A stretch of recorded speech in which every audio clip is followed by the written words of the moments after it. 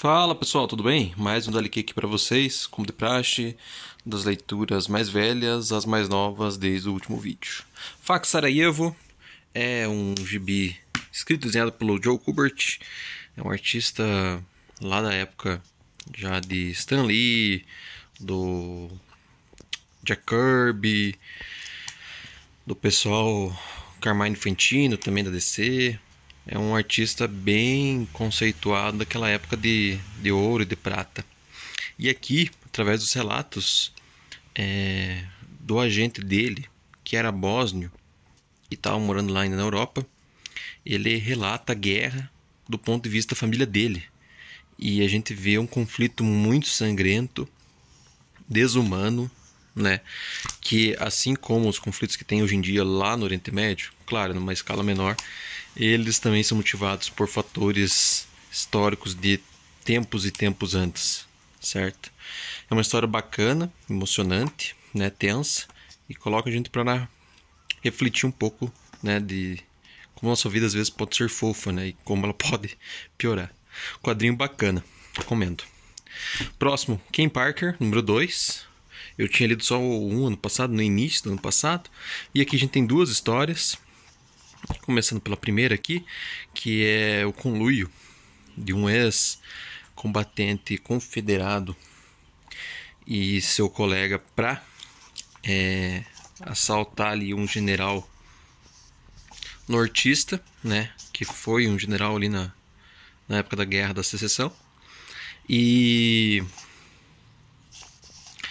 nisso negociar talvez a questão de se separar, de mudar de presidente, né? Tem seus conflitos ali políticos interessados acima do assalto, né? Seria um assalto com sequestro. E o Ken acaba pegando esse comboio ali, é confundido por um oficial Pinkerton, né? E acaba tendo que solucionar a questão, certo?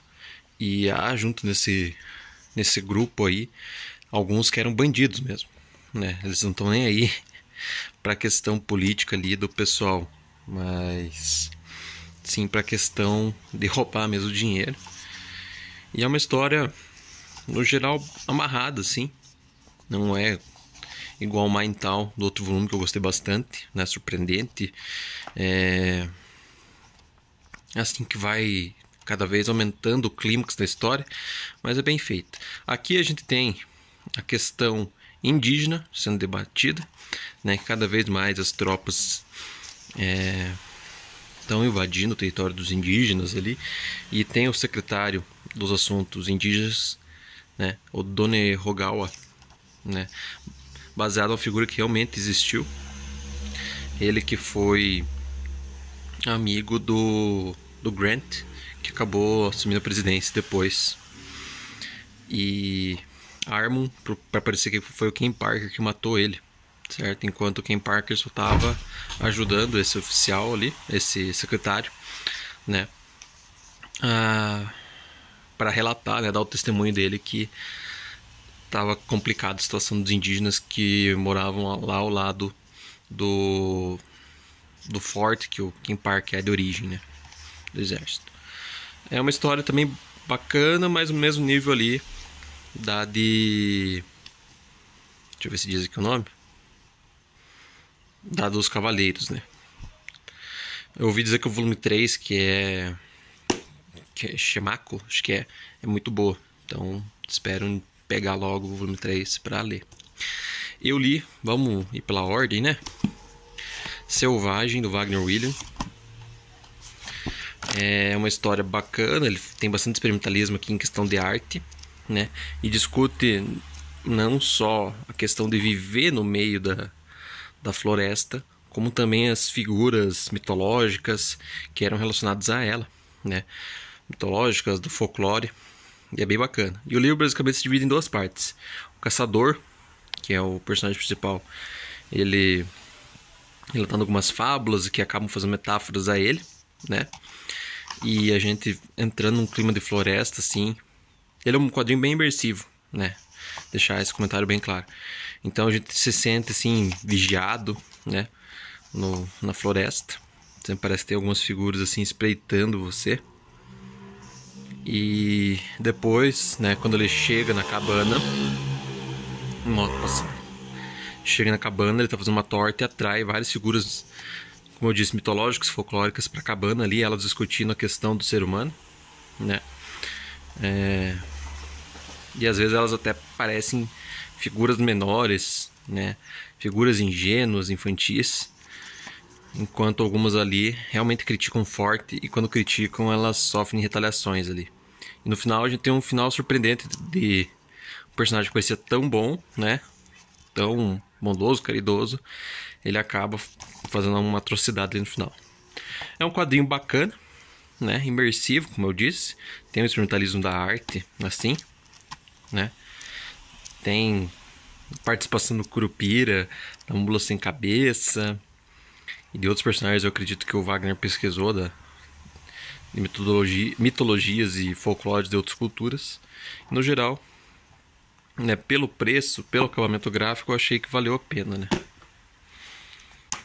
E por último, Eu Lixeiro, do Derf Back Derf, que narra um pouco, né, é quase autobiográfico, né? Ele pega o que ele passou na época que ele estava coletando lixo, né? Molda um personagem ali que não é ele, numa cidadezinha. E ele também pesquisa fatos atualizados do lixo para contextualizar para o leitor como é a coleta de lixo, valores. Retomando, valores que... Nossa, até me perdi agora. Mas bem dizer, é um quadrinho, né, ficção. Narra esse personagem que é o JB, que é um coletor ali simplesmente contratado, né? Não tem nenhuma segurança, ele reclama dos direitos ali. Ele fala, o salário até é bom, mas pelo tanto que eu sou exposto e pela carga de trabalho, né? E esse é o núcleo, né? Um núcleo de amigos, né? E tem umas situações bem hilariantes, assim, né? Do desenvolvimento dele e seus colegas ali. E aqui a gente tem um exemplo também de contextualização do lixo através da história nos Estados Unidos. É bacana, mas há alguns momentos assim que eles são inseridos na história que ficam enfadonhos, né? São muitas páginas, né? Muitas explicações e não deixa tão fluido, certo? É mais uma leitura bacana. Eu estava esperando um pouco mais. A arte do Derf é esse estilo cartunesco em que ele vai às vezes em pequenos pontos assim detalhando, né? Detalhamento preciso. No geral, em figuras maiores ele usa poucas, né, para fazer contornos maiores ele usa poucas linhas e ele vai detalhando, né, quando vai minuciando. E o curioso, né, curioso é que a gente vê coisas do sistema americano, né. Eu, como engenheiro civil, vejo coisas do sistema americano que são retrógradas, se for comparar ao brasileiro. Questão de reciclagem, produção de lixo mesmo, eles produzem muito lixo por pessoa, é o dobro do Brasil. E o fato curioso, por último, é que o Derf ele fez aquele quadrinho Meu Amigo Dahmer, né? E aqui ele relata, aqui ainda não, no outro, que tem um pós-fácil, aqui uns extras, bem dizer.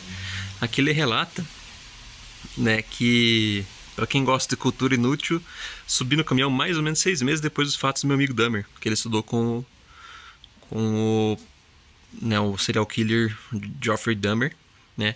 E enquanto o Dahmer estava arrancando as tripas da primeira vítima, ele tinha começado a coletar lixo, né? Cara, que tenso. Agora vamos para as aquisições. Dhampir, do editor 85. Peguei lá na Amazon, né? A editora tem uma venda terceirizada lá. Felizmente os produtos deles não parecem ter descontos, né? Parecem sempre ser vendidos por preço cheio. Mas eu ouvi falar muito bem desse mangá, desse gibi, né? Desse fumete. E a questão da cultura, mitologia, envolvendo vampiros eu sou bem interessado, sim. Acho que é algo que podia dar muito pano pra manga, né? Podiam desenvolver bastante, mas não é bem aproveitado na cultura pop como geral, né? Então, na expectativa, é um quadrinho escrito pelo Mauro Bozelli. Eu gosto bastante das histórias dele. Ele é o editor do Tex hoje em dia, né? Ele escreve Tex Willer, que é uma série que eu gosto bastante. E peguei os próximos volumes, né? Eu tinha parado no 10 e peguei mais 10. Então, o volume 20, Na Terra dos Seminoles, acredito que aqui seja um novo arco. Fuga do Mar.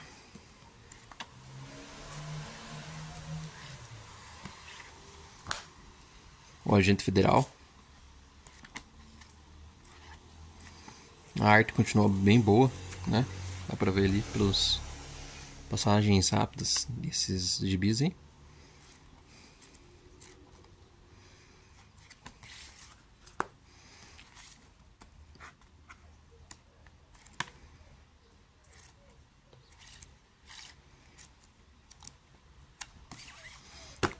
Mal vejo a hora de chegar a Tex em cores do Pedro Mauro, que ele desenhou há alguns meses lá pra Itália, né? Saiu já.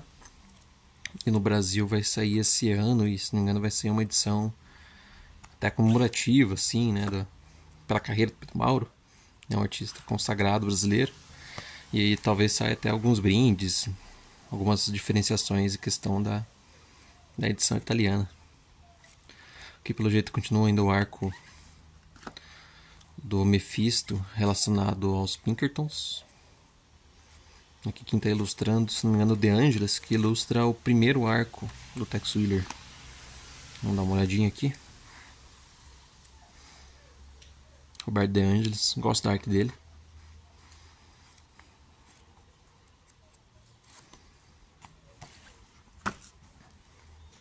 E o 11º volume.